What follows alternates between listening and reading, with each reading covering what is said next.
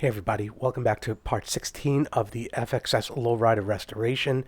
We're going to be getting into the final assembly of this engine. If you haven't seen these videos yet, you could click the link up on the top right. We'll take you to the first episode. In this episode, we're going to start with the oil pump. We're going to take this oil pump, we're going to clean all of these parts, we're going to strip everything down and then reassemble them, replace what's necessary, and then we'll assemble it right back onto the engine. That'll be our first piece as part of this engine reassembly. This will also be the first video in this restoration series using the new audio recording method, a separate overlaid track of audio as the work is done. So I'll be figuring out the audio techniques as I go along. Let's just get started.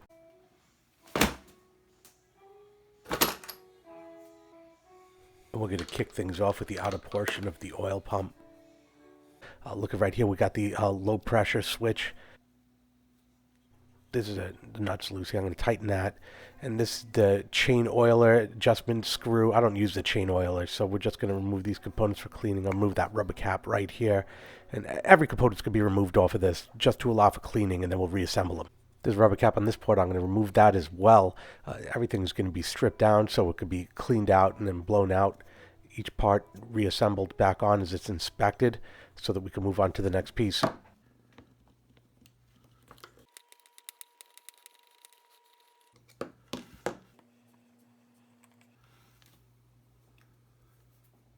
Looks very similar to a carburetor needle. Ended up having to use an adjustable here. I just could not find the right socket, just over 1 inch, so something I don't normally do, but I figured this is pretty harmless.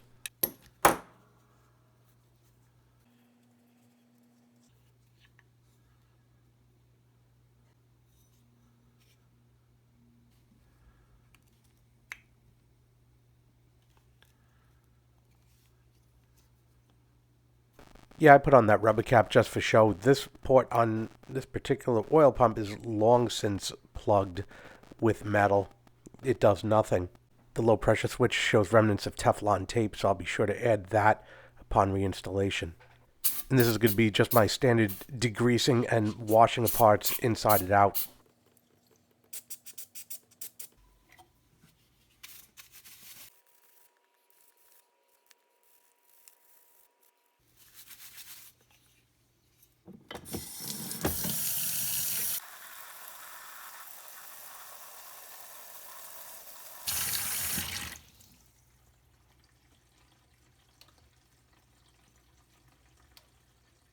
This first event I'm doing now is just to remove any water from the outside or any of the passages from this unit. After it's dried, I'm doing a couple of rounds where I'm spraying it through inside with some carb cleaner, every single passage. Once it's filled with carb cleaner, I'm going to spray it out again with air and make sure as I look at what comes out of it that there's no residue of oil or any dirt.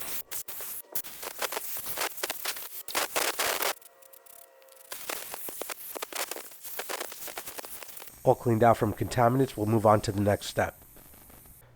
Taking a brand new razor out right now, and what I'm going to do with it is I'm going to very delicately go over the mating surface right here on the cover of the pump because I see some old gasket material that's been left behind. It's adhered to it, and very delicately, I don't want to gouge the material, but I'm going to scrape away this residual gasket material from the mating surface. I'm going around different areas that looks like there's material there. I'm not entirely sure. There's a piece right now that I'm removing, and then I'm just going to blow it away like that. And there's a couple of other pieces I've already identified that I'm going to remove from here. And there's one right there. Another one I'm loosening off. Close up. Just like that. Just blow it off.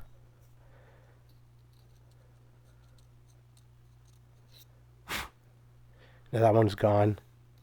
And then I'm going to go around a couple more areas, being careful around these holes because there might be some raised material that'll cause it to gouge if the razor gets stuck, until I'm sure that all the old gasket material is off of this piece.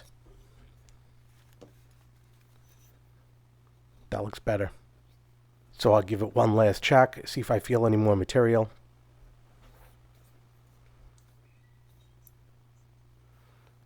It's ready to go.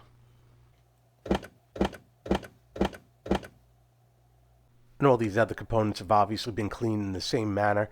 I'm going to put in the chain oil metering screw first, and I'm going to be closing that one all the way.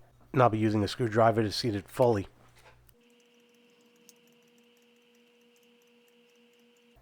You notice as I get towards the end, I'm only using 2 fingers here to turn the screwdriver to ensure that I'm not using any actual force to feel it hit full seat without over-tightening or breaking anything. So that's done. So now I spray a little bit of oil on this rubber stopper just so it doesn't dry out and crack any further. This is just like a dust cap. It's all this is really doing, nothing else. Put a little oil on the metal so it's easier to put this on. And then I'll go and wipe off the excess. Yeah, this rubber cap is done now. I do the same exact thing for the top rubber cap too. This, of course, is purely cosmetic and covers up that pipe that's sealed. This low pressure switch right here also received a comprehensive cleaning, including the inside right here that was filled up with all sorts of old oil and sludge and what have you. Cleaned out with carb cleaner. This screws into here like that, but of course it's going to first need some Teflon tape, so I'm going to put some Teflon tape around the thread work. Tape is on. We can now pop the switch back into the pump. Now start by hand threading this in, and then I will finish off with the adjustable till it's tightened down. And that's it. That finishes this piece. Put this one off to the side, move on to the next piece of the oil pump. I'm starting disassembly here with the gears first, and my goal is to remove the gears with the same gear in the same position, noting that position, so I'll be able to reinsert them in that position when I'm doing the assembly of the unit. What I'm trying to do is make sure that the gears go back in the same direction when I'm done, so there'll be even wear when the gears go back in when this is completed.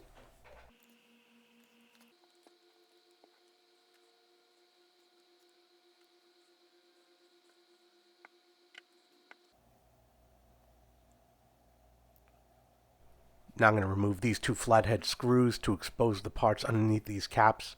There's also a plug right here. This is 1/2 inch. This is going to be removed as well.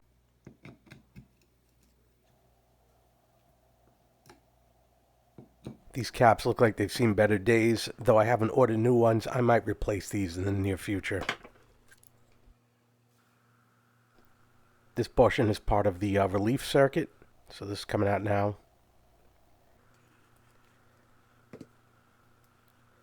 And this piece that I'm opening now is the spring and check valve and ball for the check valve. And some identified gunk on the spring. God only knows what that is. And there's the ball, just fell out right there. I'm going to use a 1/2 inch to remove that plug on the side and wrap it with a screwdriver a couple times to loosen it. No problem whatsoever. Came right out without an issue. It's got a washer behind it. Now just prop it up upside down, let it drain out a bit before I do the whole degreasing and cleaning step.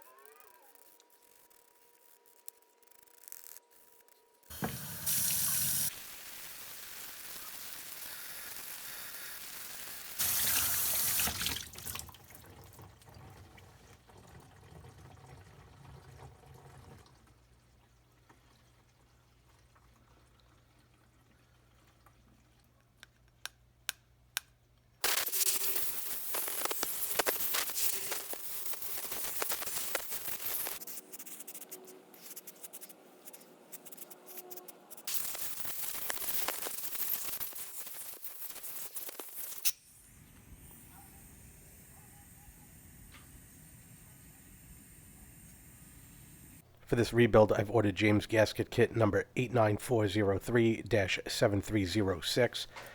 I highly recommend using oil pump rebuild kit when rebuilding your oil pump. I'm attempting to remove the one seal that's found in this kit, the black round rubber seal. It's connected around a couple other things here I'm trying to separate it from. And this is going to be pressed into the pump. I'm going to pop out the old one. Here's the seal that we're going to be replacing. So I'm just going to get under the old one with a pick and pop it right out. See, that was no problem at all. There's a little lip under there. There's a little bit of clearance, so it's not really an issue. Close look at the old one. You could actually see the part number is written into the seal itself. Could give the area where the seal was a quick cleaning, make the installation of the seal more difficult. If there's any debris there, we want all that gone. Give that another check. Everything's nice and clean. I'm going to lubricate the seal and the metal where the seal's going to push against before installing it. Make sure it goes in nice and easy. So get the seal covered, and as well as the area where it's going. The first thing I'm going to do is I'm just going to line up the seal, just press it in with my fingers to get it started. It's not going to go in this way all the way. It's just going to go in just a little bit.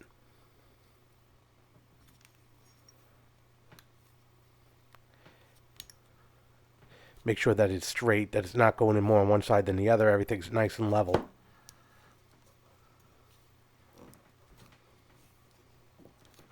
There we go. That's good.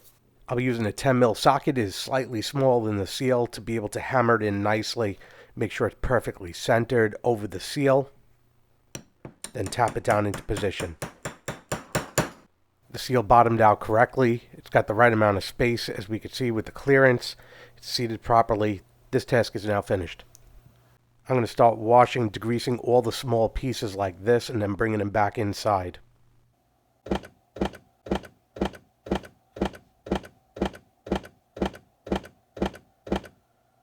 I'm having a look inside here. This is where the bearing for the check valve seats, and I want to make sure that there's no pitting or rust or anything that would inhibit a good seal from being made. This is what stops oil from flowing back in this direction. This one seems just fine. I don't have any concerns. We'll be able to proceed. Putting 60 weight oil on that bearing, and then I'm dropping it in onto the seat right there, making sure that it's fully seated. And now I'm going and I'm grabbing the spring and making sure the spring is seated on top of the bearing. I'm going to have to put this down for a moment because I'm going to have to grab the end cap. What I'm going to do on the end cap is I'm going to use the hook to pull off the old rubber O-ring. The new O-rings are provided in that kit that I'm using.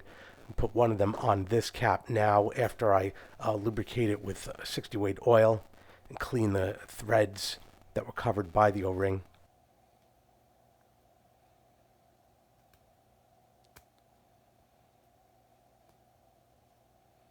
Once that O-ring is on there, this cap is ready to put back on top of the check valve assembly here. So I place it right over the spring. Hand tighten it, full seat, as far as I could go with my fingers.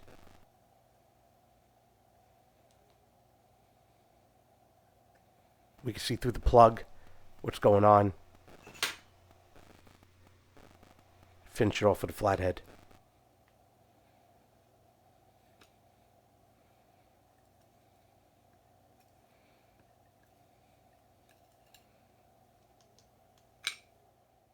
There we go, check valve's finished. Again, we get a nice clear view through that plug. Next is going to be the installation of the plug that's by the check valve. This is going to require a washer that's going to go under it like this. This washer is provided by the kit. It's also going to require Teflon tape, so I'm going to put that on the threads first. So I've applied the Teflon tape onto this nut, but there's not a whole lot of thread, so I'm going to have to come back onto this with a razor blade and score the top here just under this to remove all of that excess, so I can go around in a circle. Now I'm going to peel the rest away.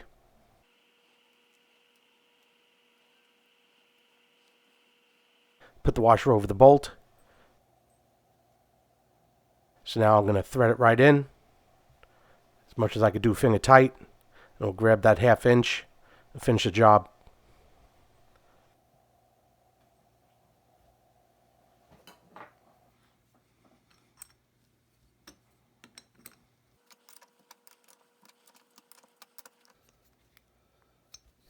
And there we go, plug is finished. I'm going to start on the relief side by pulling off the O-ring for the second cap. Clean that area again under there. Remove any debris. Lubricate the new O-ring. And install it onto the cap. Get that ready before we begin.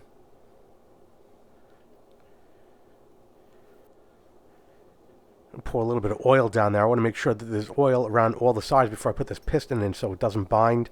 Spin it around as I have it in a downward position. Work that oil all the way down to the bottom. Take my time doing this. I've already lubricated that piston as well, and I push it into the beginning here as far as I could do it, and then I've lubricated the spring as well. Use a 60 weight oil for all of this, and then I take the spring and push the piston all the way in. We could see through this port when the piston's all the way down, and there's a positive stop. And there's the limiting bar. I push that in as well, followed by that cap, and I finger turn it as much as I possibly can. Finally, I finish this off with a screwdriver. And that's it. I had forgotten that the top two bolts are not going to be able to be torqued down correctly with these two fittings on top of the oil pump cover. So I'm going to have to remove them using a 1/2 inch.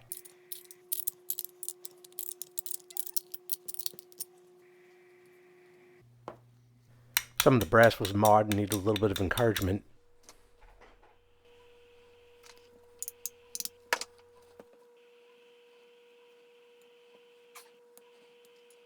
Took off the connector. I realized there's some Teflon tape under there. I'm going to have to clean that later. Take off the next one now.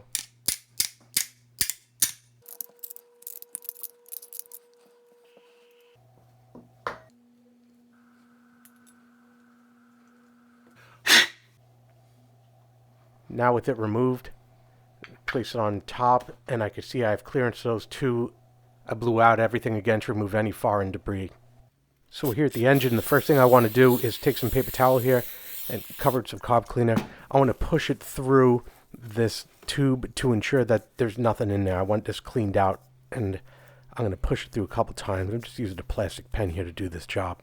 And while this block is clean, this is just insurance before I begin. As I push it in, I pull it out the other side. Immediately I inspect the paper towel, and I see that there's no debris on it whatsoever. I'm still going to run it through one more time, but I'm confident that everything here is fine. Just go through this exercise again. And yeah, we're good.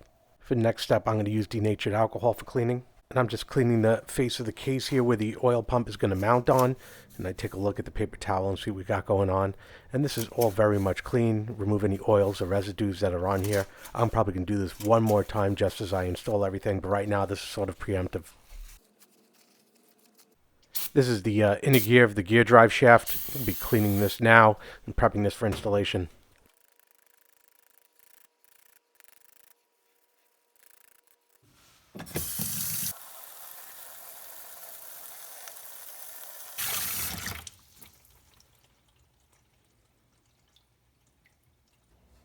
Now I'm going to coat this shaft with 60 weight oil. Once it's sufficiently covered, I'm going to insert it here into this brass bushing.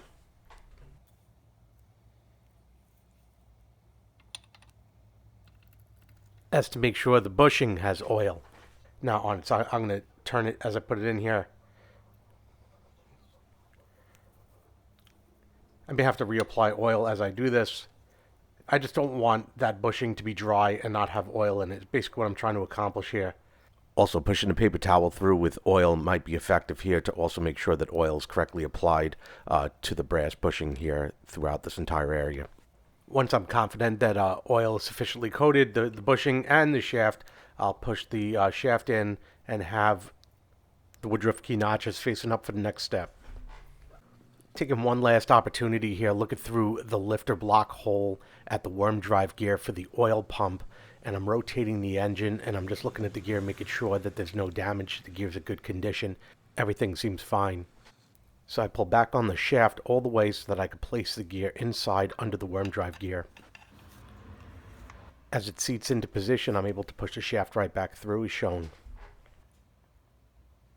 Now I made sure when the gear was installed, the woodruff key notch on the gear was installed in an upward and slightly outward position. Once it's up against the worm drive gear, it won't move. That way, when the shaft goes in and has to be aligned to it, I'll be able to put the woodruff key in without too much work because it'll be easy to access.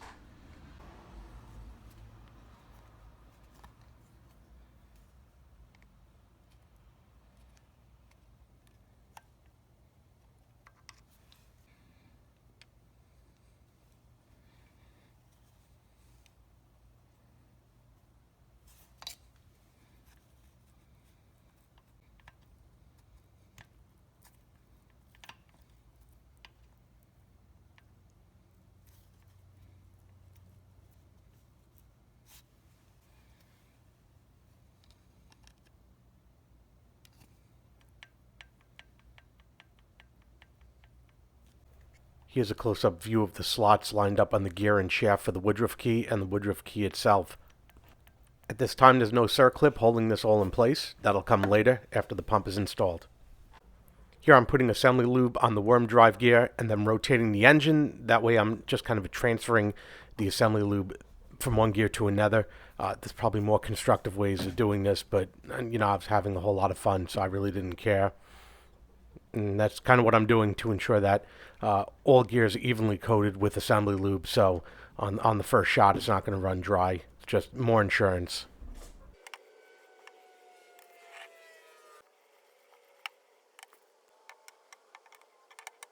Where the spin cycle is going to end, the woodruff key is pointing up for the next step. Before I transport everything, I'm going to rotate the paper towel around and flip this over to change the perspective to the correct direction for the installation. Also wash and degrease these bolts, have them at the ready. All the pieces are lined up in the garage now, cleaned, ready for assembly. We'll be starting with the larger inner keyed gear that's going to be going onto the shaft coming out of the case.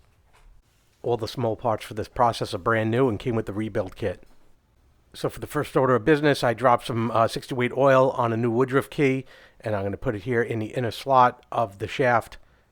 Get that placed nicely. Proceed on to the next step. So I'm putting a little too much assembly lube on the gears because it's easy to coat all the surfaces. I don't really care. The excess is going to drain off. It's absolutely fine. But I spread it around, and once it's coated,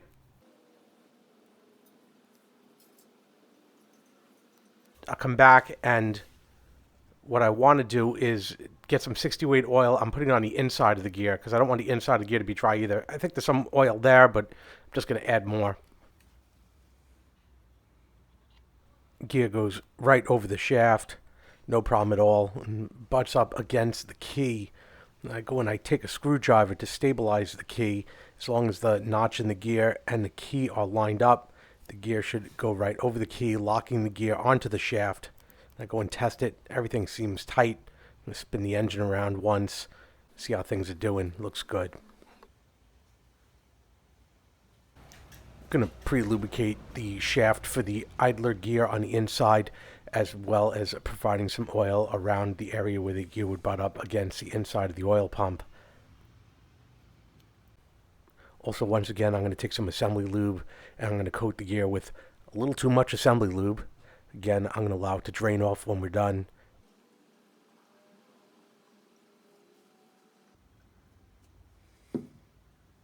Again, I apply some oil inside the gear and then insert the gear around the shaft for the idler gear inside the oil pump. Spin it a couple times, move everything around, make sure everything's good, nothing's binding, everything seems okay. Going to set this to drain out a bit for a while. I'm re-cleaning the mating surface on the case with alcohol. Make sure I get everything, including the assembly lube that may have dripped around the gear. So everything's be nice and clean before I throw the gasket over this thing. The inner mating surface on the pump is also cleaned up. I'm just going to throw the gasket over the gear, make sure all the holes line up, make sure I got the right gasket in the right direction. It'd be very embarrassing if I didn't, be an awful waste of time. So as I bring the pump onto the case, my first task is to get it over the seal, the new seal that I've installed into the pump. So I turn the pump sideways a bit, and it's going to be difficult. It is new, and I'm getting it over that area, but I also have to account for lining up the teeth in the pump. As I set up those teeth just right, it should push in to the case. The gasket had slipped, so I pulled it out a bit and set the gasket back up, lined everything up correctly, and I held it in place and put the first bolt in, making sure that if everything lined up, the bolt would go through nicely.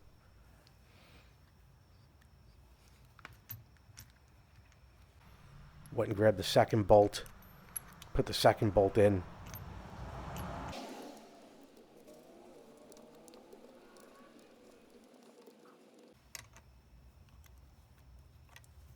And then was able to just tighten them to hold the gasket, that's all. That's all I was trying to accomplish is to stabilize the gasket. And I'm not using a ratchet, I'm just using the extension of a ratchet to tighten them. Looking at the shape of the gasket against the pump lets you know if everything was aligned properly. It's time for way too much assembly lube again. This time I'm going to put on the outer idler gear. This is followed up again by 60 weight oil on the inside of the gear.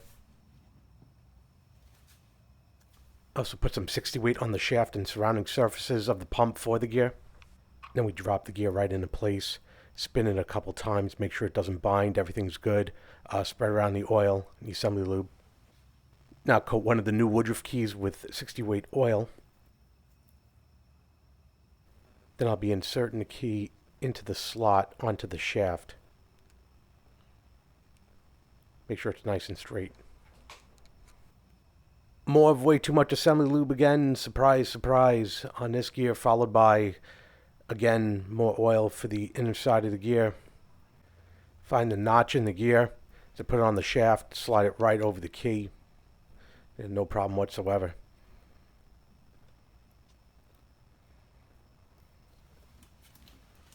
That's it for gears. Push the shaft outward from the inside. And the next step, putting on the circlip on the outside by the pump, is significantly easier if you have a way of holding the shaft out like this, using some sort of object as I'm demonstrating, or when you try and put the circlip on, it'll keep pushing the shaft back in. We could see here, and I just put the circlip on the end, but as I try and push it in, there's something obstructing it so it stays out, and this is what I'm trying to convey, that it's easier to put something inside the engine to obstruct this, because if I didn't, every time you put any force against this, it would just push inside that gear. There'd be no way to work on this thing to put the circlip in. So this kind of holds it in place when you got something inside the engine. So now I'm cleaning the mating surface of the cover. For some, it might be better to install the inner circlip before putting on the pump cover, as well as the outer mating surface of the pump. So I put 2 screws through the outer cover. And then the gasket through those screws and line it up with the pump cover. And set that cover right over the pump. Make sure everything's lined up real nice. Start tightening down that top screw, making sure always that the gasket is aligned nicely, looking at the outside of the gasket as compared to the shape of the pump to make sure everything's looking good. Now I'll start adding the rest of the screws, hand tightening them using a socket and an extension, but no ratchet.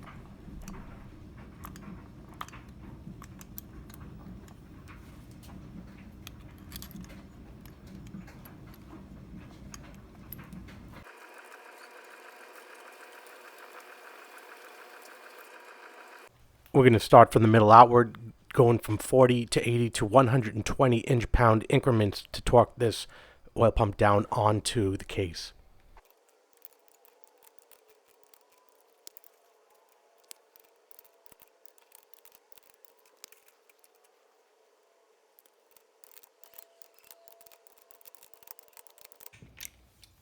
And put the circlip around the end of the shaft now. I'll tell you right now, if you're going to do this, you better have one of these tools that's also bent on 90 degrees. You're going to find this task extremely difficult without it. I'm going to sand the ends of the brass elbows to remove all the damage from over the years of adjustable wrenches and God knows what hitting them, so it'll be easy to put back on.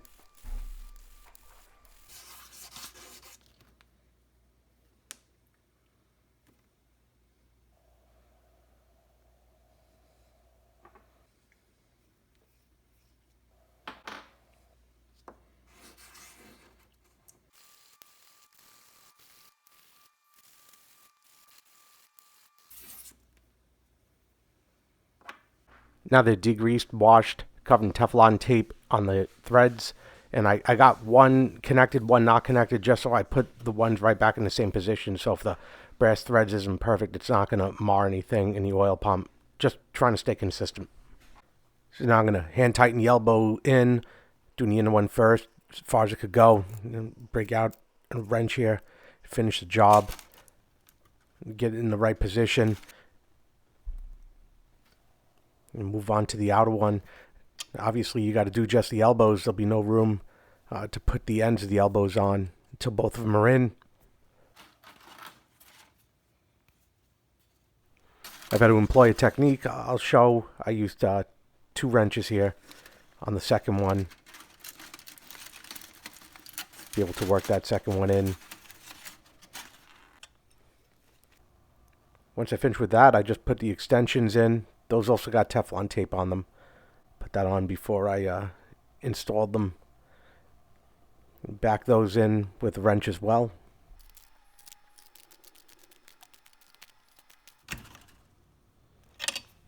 Inner one, then the outer one.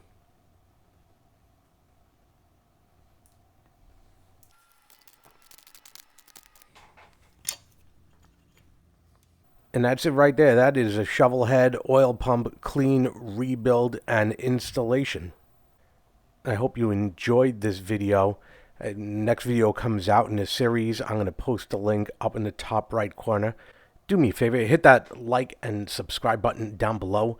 Helps me out a lot when you do. I hope you found this video enjoyable, entertaining, insightful, helps you on your Shovelhead rebuild, maintenance, and whatever.